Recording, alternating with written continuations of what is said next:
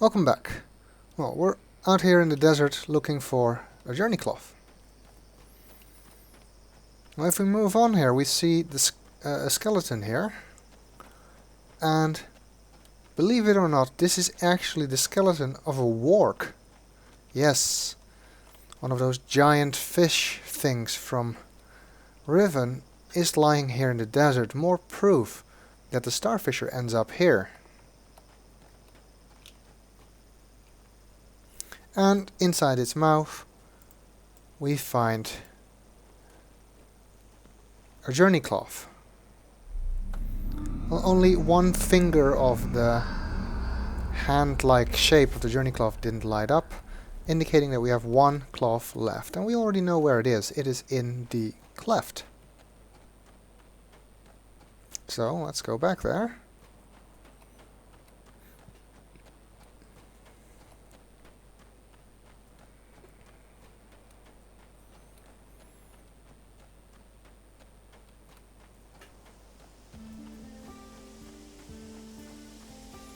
I suppose that if you were to do this in real life, you'd need a really good endurance. Is just running around all day, no rest, no sleep, no food, just running around.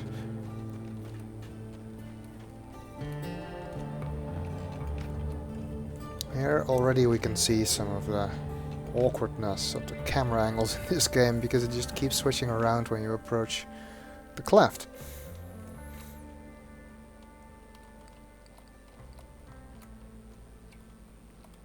Playing in first person avoids the whole camera angle mess, but I just don't like it as much. Notice these blue flowers at the bottom of the cleft. Atris described that there were always blue flowers in the desert after it had rained in the novel, the Book of Atris. So I guess these are the same flowers. Well, the remaining journey cloth is over there on that bucket. But we can't reach it while it's there, so we're going to have to lower that bucket.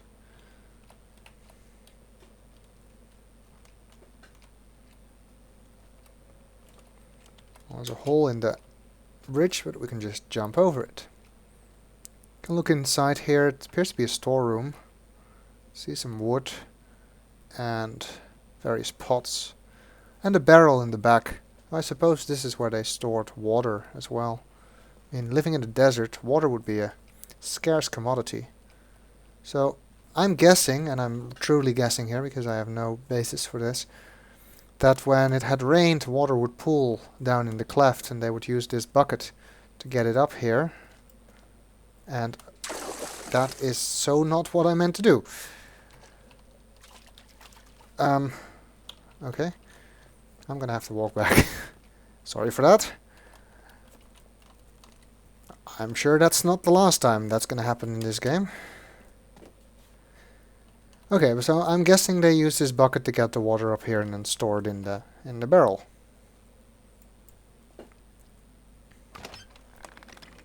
And with this pedal we can lower the bucket. Something which also doesn't work if you haven't started the power yet.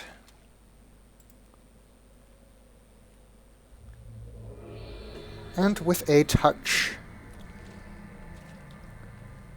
the entire symbol lights up, and it also made a slightly different sound to indicate that you really got all of them. Now if we try the door again,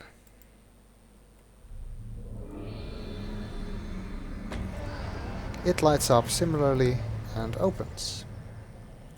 Now we can go into the tree, as Zandy said. Now if you recognize the location, you might be thinking that this would lead into the Great Shaft and we'd get into Dunny that way, but that's not the case. Probably a good thing, because that will be a long walk. We saw a symbol light up on the wall here, and that lights up again. That's Yisha's symbol. We'll be seeing that quite a bit. We come out in this small cavern with a linking book on a pedestal, and a bunch of other symbols on the wall. I suppose that this represents the volcano in the desert. Some stars above it. This one is the underground city of Dunny. Over here, I think that may be Relto's symbol, because it's a symbol of a book with sort of Yisha's symbol inside it. Relto, I will tell you about that in a minute. I think it's Relto's symbol, I'm not sure. This represents a journey, I think. And finally this one, I think that represents Baro. But I'm not entirely sure about that. The Baro are a type of creature that are important in this game, and I will explain about them at a later time when it becomes important. Here we see a linking book with symbol of Yisha in it.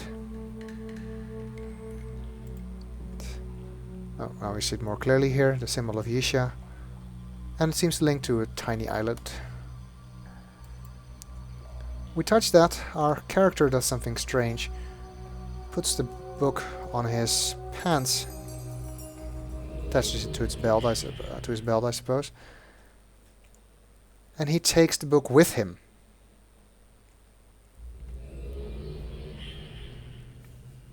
Now, as far as I know, you're not supposed to be able to do that with a linking book. If you use a linking book, you cannot take the book with you. It should remain behind. So it seems that this would be a breach of the missed canon, but in fact it isn't. The Relto linking book, which is this book, breaks some of the rules of regular linking books, and it is in fact a plot point of the game that Yisha is able to write things that even the old Dunny masters could not, and so her writings don't always follow the rules, and neither do her books. Well, this little island here is the age of Relto. It is our age.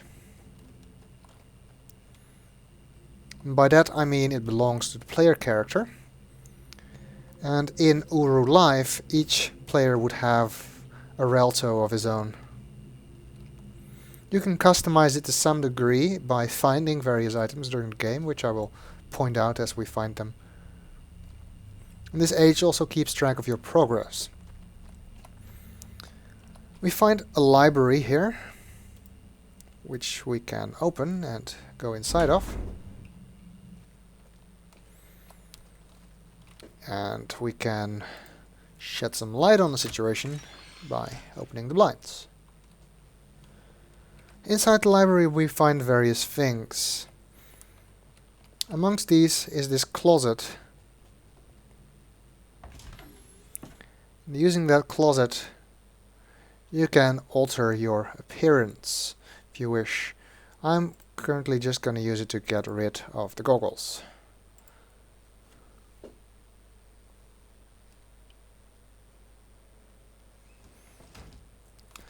We also find a bookshelf over here. Here all your linking books are collected. Now if you start Uru by itself, this would be empty, but because I'm using Complete Chronicles, it already contains 2 books. You can see symbols on the top row of the bookshelf, and that indicates that these first 6 positions are for Yisha's Journey, the original content of Uru. These 3 books, which have a symbol representing a gate, I think, are from the To Dunny expansion pack, although we actually will be using some of it in Yisha's Journey as well. And the final 5 books are for Path of the Shell, so we won't be using these 2 books anytime soon. On the other side we find another bookshelf, which with a whole bunch of books on it. And one of these books you can take with you. And no, it is not a journal to read. It is your own journal. So here I can type stuff, which is a convenient way, I guess, to take notes. The other books on the shelf have similar symbols as the books on the other bookshelf with the linking books. So this book is meant for Tsudani. All the books at the bottom are for Path of the Shell. This is the only book for the original Uru content, the Yisha's Journey. I'm calling it Yisha's Journey. That's not the official name, but it's a convenient way to distinguish it from the other two. So that's the only book we'll need. And it's not very long, but we're out of time. So we will continue in the next video.